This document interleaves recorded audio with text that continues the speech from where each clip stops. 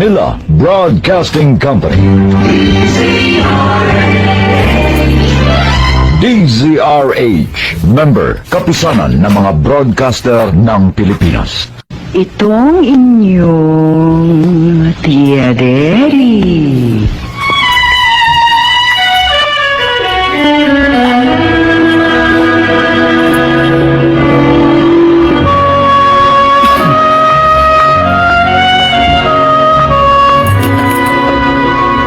Kumusta, mga ginigiliw kong tagapakinig? Narito na naman po kami sa pagsasadula ng mga pangyayaring lumikha ng suliranin at bagabag na humitik at maging mahalagang bahagi ng buhay. Mataos naming layo ni magdulot na ikagagaan, kundi mang tuluyang ikapapawi ng hapdi at kirot ng pagdurusa o agam-agam.